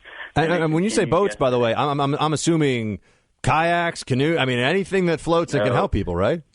It was a learning process. I mean, yeah, people definitely did the smaller things, but we're talking, Louisiana is a very sportsman's paradise. That's our yes. You've got a lot of big boats too, but everybody with anything that floats is helping out, I assume. We needed specific types of boats. We learned that that was one of the things we were having problems with Monday. We said, well, we can't have V-hull boats. You have to have a flat bottom boat. The shallower the boat goes into the water, the better, because you'll push that boat through the water for a mile, and then you got to pick up the boat and portage it for a mile, and that was happening. And so that the shallower the boat, the better. We learned that, and we wouldn't let any boaters go into the water or join Cajun Navy unless they had a flat bottom boat. That was just an example of the things we learned that made us more successful on Tuesday. So our local authorities are obviously all over this, and you're working with them to try to be as effective as possible. Is there is there much of a federal response? Are you seeing the federal government step in a meaningful way? To be honest with you, I have not paid attention. I haven't watched TV in 3 days. I haven't really focused on that. I don't think any of us have. Look, I've had 8 hours of sleep literally in the last 3 days. My main dispatcher. And I'll talk about our system, but our main dispatcher hasn't slept since yesterday morning at 5 p.m. I was just on a conference call with her. We're not funded. We don't want money. We're not any kind of organization. We are just citizens that are making things happen, and we've used technology to do it. We're using an app to communicate with boaters out in the water. We basically have a CB system that every Cajun Navy boater has. And we have a GPS system that we know where they are, so we can see them from a dispatch perspective. And the dispatchers are connecting them with people are posting on Facebook that they need this done. They need, my grandma is stranded, and we need to get her, we need to get her some water. She doesn't want to leave, so would you bring her a box of water? Well, that's what's happening. And so somebody will get it off of Facebook. We vet it. Now, the first thing we do is we make sure that they went through the proper channels. We're really getting the ones that kind of fall through the cracks, the ones that maybe get forgotten or they just can't get in touch with authorities. So we make sure they went through the proper channels first, and then we go after them. They get vetted, they get dispatched, and then the dispatch sends it to the boat guy directly through our CB network, and they go get them. And the whole time, we have a CB chatter going on. It's been nonstop. The CB chatter has been nonstop since we started using it on Sunday. Well, look, it's incredible. It's great to hear that we've got citizens who are just helping out their neighbors, and this whole process that you're undergoing to bring people aid and under very difficult circumstances. You're speaking to a lot of people across the country right now who are listening who might not be able to be there with a boat, flat bottom or otherwise, but would like to help. What can they do? Is there a site they can go to? Is there anything they can do at all to help you all down in your efforts? The best, we are grassroots citizens. The very best thing they can do is go through your established, trusted organizations to donate and send supplies. If you live in the area and you want to help, by all means, do what you have to do to bring stuff to the local distribution centers yourself. But look, that's what we're kind of switching into. The rescue has really fallen off. We're retooling to become. People are messaging us on Facebook, on our Facebook group. So what's your Facebook? Is Cajun Navy on a Facebook page? This is what how can people find you? Cajun Navy. The group is the Cajun Navy on Facebook. That's right, sir. And they are messaging us. I have a truckload of water. We had two truckloads of water, and it's on the road. It's on its way. We don't even know where it's going. We're not even tooled to do that. So we're figuring out, okay, where are we going to send this water? Well, we're retooling now to get it to become a distribution network. We're putting in the DC centers. We have a Google map. We're pinning them, and we're getting all the trucks to start using the same GPS technology we were using with the boats. And we're getting them to the DC centers, and the DC centers are handling the actual distribution out into the community. So we're not involved in that. We're just going to help get those things that people are sharing with us on Facebook, and they want to contribute to distribution centers and letting the distribution centers get them into their neighborhoods. All right. We have about 7 identified across the region, and it isn't just Baton Rouge, guys. This is kind of one of the things. Lafayette has also been hit, and areas kind of west of Lafayette. I'm from Lafayette originally, and Baton Rouge a lot of times gets all the attention. And the fact is, this is a wide storm that affected areas from Jennings and Lake Charles all across South Louisiana, all the way across over to Baton Rouge. So the whole southern portion of the state is actually being affected. That storm stayed above Lafayette for quite a while as well. All right. Ron Goudeau of the Cajun Navy. Everybody listening who's in the area or wants to help out, go check out the Cajun Navy's Facebook page. Ron, great work you're doing. Really appreciate you calling to tell us about it. Hey, Buck, thank you for having me on. I really appreciate it. Absolutely, sir. All right, we'll go into a break. 800-282-2882. We got some lines. We got some calls. Why don't we use them? We'll be back in a few. Buck here in for Rush. Buck Sexton, that is. Robert in Columbus, Ohio. You're on the Rush Limbaugh Show. You are speaking to Buck. Yeah, thanks, Buck, for taking my call. Thank you. Hey, I'm not a Democrat or a Republican. I'm just an independent out here in the cheap seats of society. And it seems to me that the Republican Party is in shreds, and Trump's campaign appears to be circling the drain. I don't think he'll win Ohio. He has no ground game here, and Governor Kasich hates his guts, and we all know what happens to Republicans when they lose Ohio. But I wanted to ask you, how much effect do you think Trump will have on the rest of the ticket? Hillary, I think all she needs to do is keep a low profile, shut her mouth, and Trump will take care of the rest.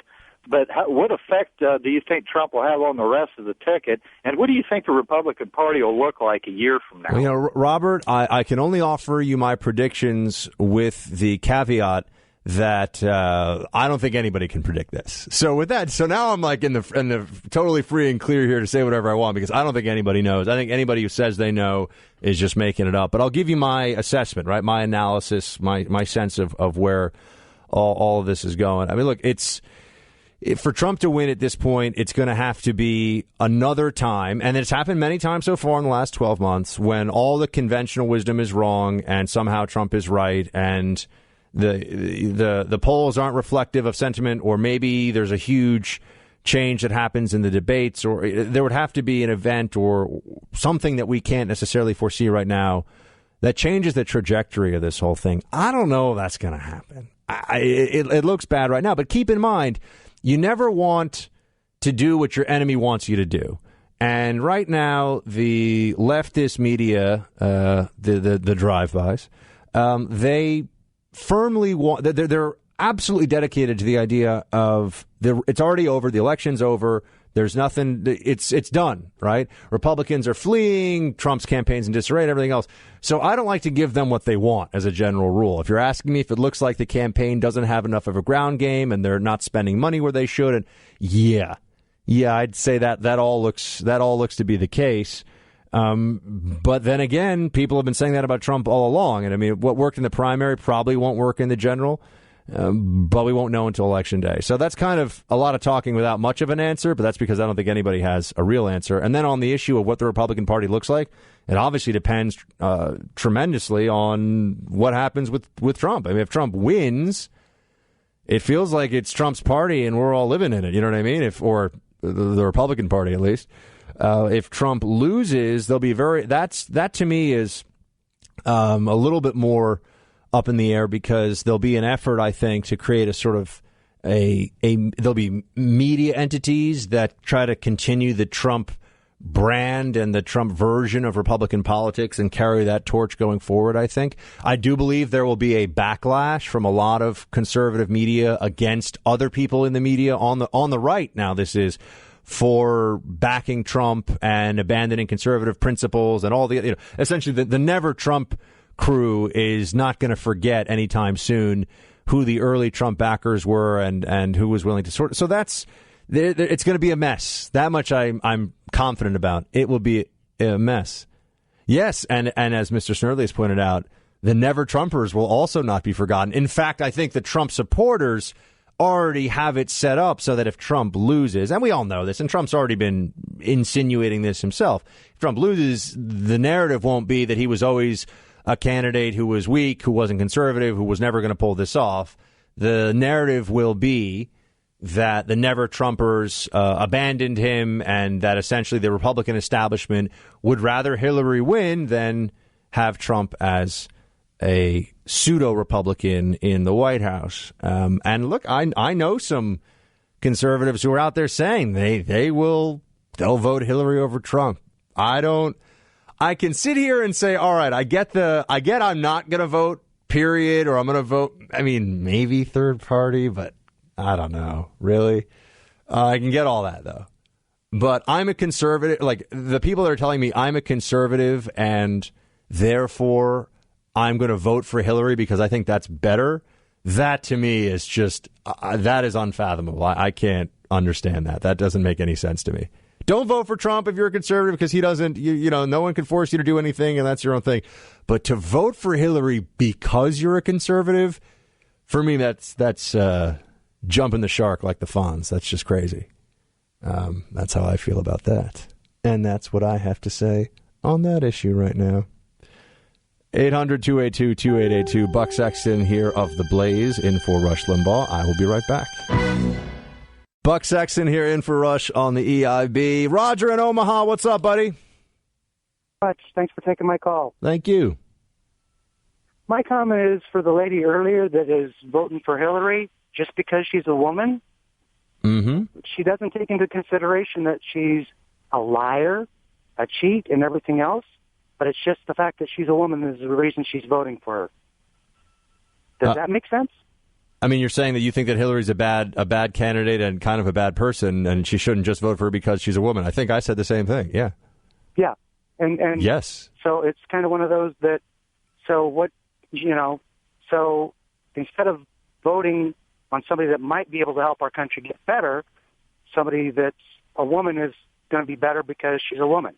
Yeah, no, I don't like voting based on identity politics of any kind, but people are gonna, do as they're gonna do. With Hillary, it's she would be the first woman president, so it kind of defeats the whole purpose of the, things that you were talking about after that about there is no gender. We're all. Yeah, if gender is a state of mind, the first woman president should be a much less exciting thing to people than it is. But it's not a state of mind, so we all kind of deep down know that, or just know that because it's true. Roger, thanks for calling from Omaha. Good to talk to you. Yeah, look, by the way, I didn't really get on this, but the swimmers apparently lied about their whole situation. According to the police in Brazil right now, we're being told that they were at a gas station. They broke a door. Ryan Lochte, who's one of the great swimmers, they broke a door, and then they had to pay for it, and they weren't robbed. I feel like the Brazilians are just very upset. It's really bad PR when a gold medal swimmer during the Olympics gets robbed in your country. So I feel like the Brazilians really do want to clear this one up. And looks like our swimmers weren't exactly upfront with what happened. No, very, very naughty swimmers. These swimmers are being saucy. So there's that. All right. I think, unfortunately, that's the time I have. Buck Sexton in for Rush today. And